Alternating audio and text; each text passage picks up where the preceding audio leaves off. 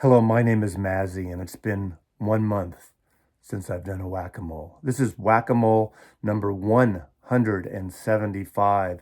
This is where I randomly pull 5 records from my collection, showcase them to you. Now, I didn't invent the concept of pulling random records, but I did take the concept of the whack-a-mole, where you go into an arcade and literally smash and try to knock down, whack, literally whack, those moles popping out of the arcade, and with random pulls. And I mixed them together, sort of a mashup, so to speak, of records from my collection. So enjoy, subscribe, do all the things, and I think I'll get comfortable now. Now, this is shameless promotion advertising. I do have another series called It's the Music Stupid, and so you can click. I think if you click up there, there's also a shop or a merch thing, and you can, if you want a friggin' T-shirt or a mug or something. Okay, that's the shit they're gonna sell you this time. Anyway, but thank you, and thank you for watching. This is the last whack-a-mole of the year of 2023, because we're end of season, and there's going to be some more best of videos rolling around. So 5 random records. 1, 2, 3, 4, and 5. Now, I'm 5'11", approximately 180, 85 pounds, and I'm wearing a large T-shirt. So just to give you I have a sort of a middle old age gut here, but this is what, if you're svelte, you can wear a large, and of course, if you wear other sizes, and there's hoodies and all those kind of things too. So, 5 records, randomly. In shrink. Oh, no, it's not in shrink. I'm sorry. With hype sticker, I should say. Hums of the Lovin' Spoonful, 1966. This contains what is definitely the best summer single of 1966 by the Lovin' Spoonful, Summer in the City. Hot Town, Summer in the City, Back of My Neck Get Dirt and Gritty, Isn't It a Pity, Summer in the City. Zal Yanowski, of course, John Sebastian, I forgot the other names. So I'm not always, I don't know everything about everybody in the Lovin' Spoonful. New York came from the whole folk scene. They're a jug band, rock and roll mix, produced by Eric Jacobson, produced all their hit records.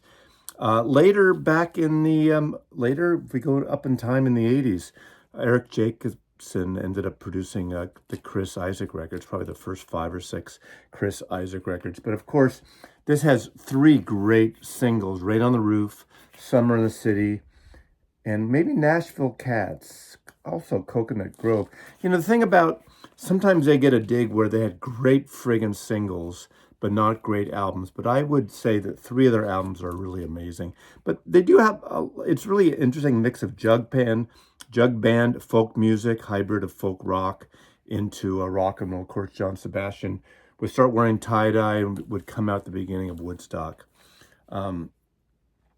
What else can I say? But they come out of the Greenwich Village scene. And I think 2 of them, weren't they in the Mugwumps with Mama Cass and not John Phillips, but the other Papa, Mamas and Papas. But they come out of that scene. So John Sebastian, Lovin' Spoonful, love this record. Hot Town, Summer in the City. When that drum hits, and that song at the beginning of that opening, what a great, great, great song. There's a Woody Allen connection, What's Up Tiger Lily, which was a little bit of somewhat a fiasco in terms of for them. Oh, no, I'm thinking of, What's Up Tiger Lily, is that the one? Or and then What's Shakin', Electra Records. Anyway, long story, that's enough. Lovin' Spoonful, Kama Sutra Records. Okay, we got, this is a fantastic record. This is her best record.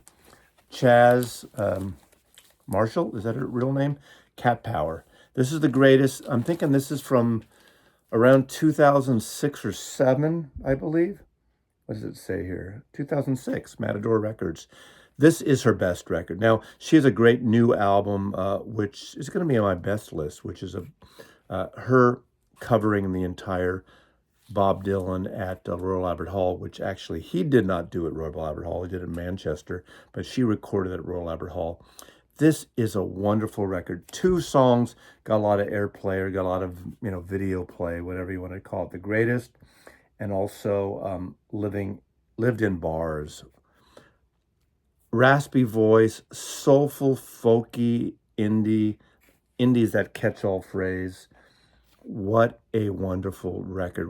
It's literally the greatest record. And to be so kind of maybe narcissistic, egotistical to call your record the greatest, of course, another wonderful song, The Call the Greatest, was written by John Lennon. Of course, he couldn't record it. Maybe he should have, but I have the demo of him singing it. But of course, that was the opening track on the Ringo album, the Ringo Starr album, but called Ringo, produced by Richard Perry from, was it 1973? I'm all choked up about that. The Greatest. Okay.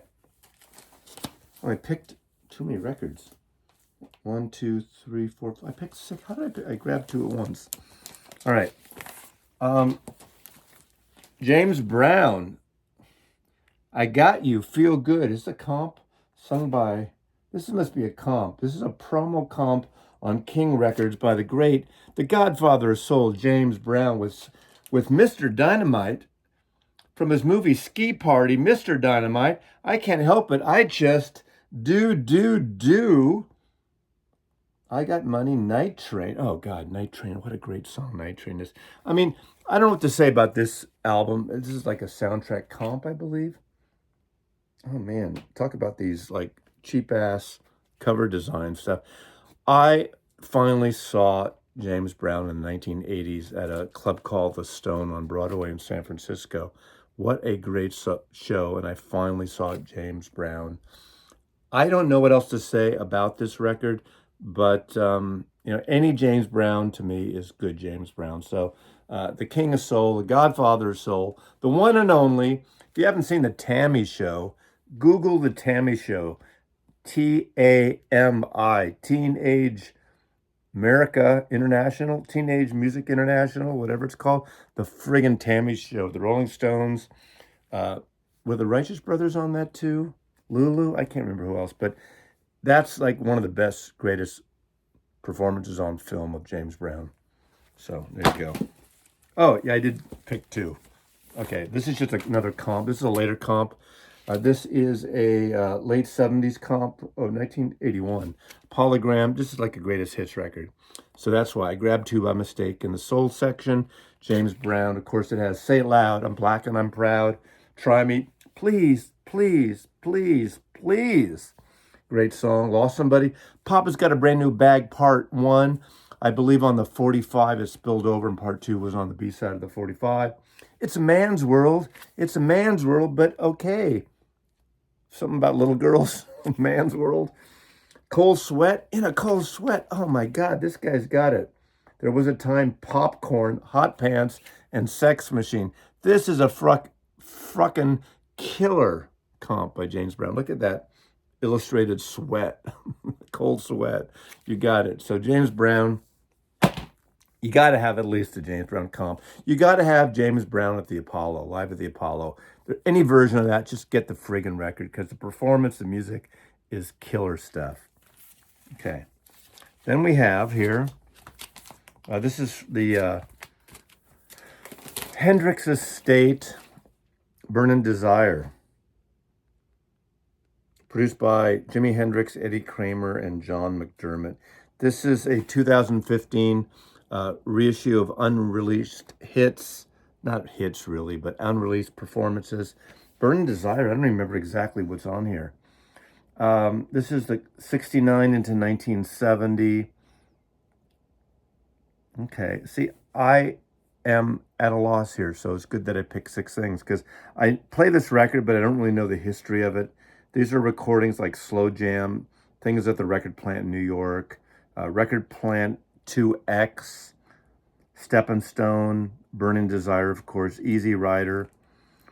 Cherokee mix. I don't know what else to say about this. Another one of those comps they keep putting out. Can't remember if this was a record store day or just an audit comp. But I really like these comps. I like the jamming stuff because to me you can't get enough of Jimi Hendrix. And of course, the proper albums. My favorite is Electric Ladyland, and I have an original track record, the new cover. The track is the best sounding record. Although any copy, any version, to me that's his best album. As much as I love Are You Experienced and Axis Bolt's Love.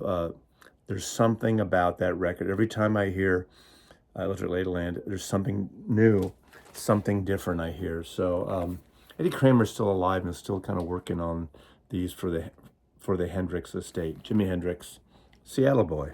In fact, at one point he probably lived like a quarter of a mile from where I am standing this moment, where the projects used to stand. I visited his gravesite, which is 23 minutes from my house. It's an amazing place. If you come up here, I'll drive you there. We'll go visit. So, Jimi Hendrix.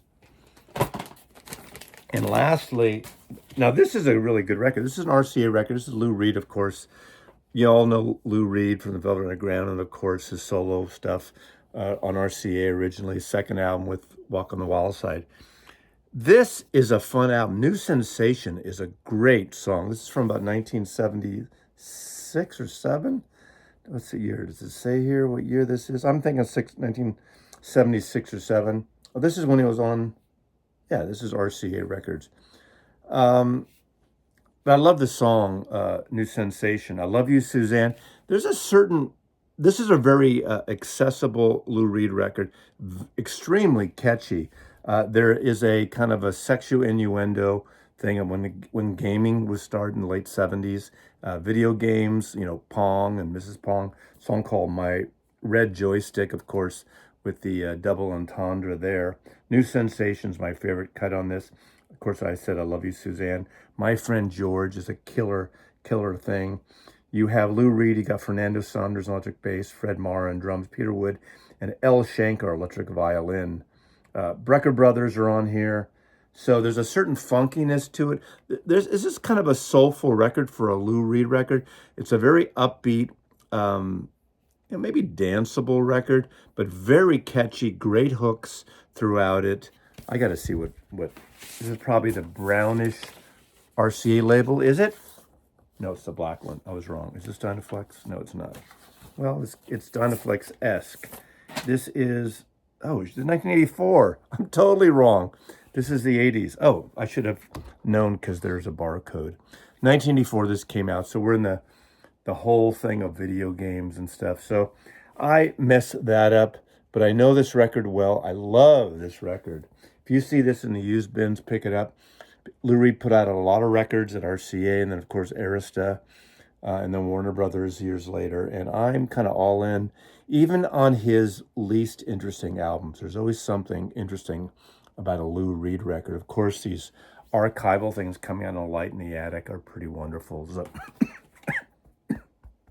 I'm getting choked up because Lou Reed's not with us. So we got Lou Reed, Jimi Hendrix, James Brown, 3 late artists here. Zalianowski is not around either from the Lovin' Spoonful. So that's Whack-A-Mole number 175. Thank you for watching. Do all the subscribing things. If you want a t-shirt and want some merch, you know what to do. Push that button, and thank you so much for watching. I appreciate all the love. Mazzy loves you. Take care, everybody.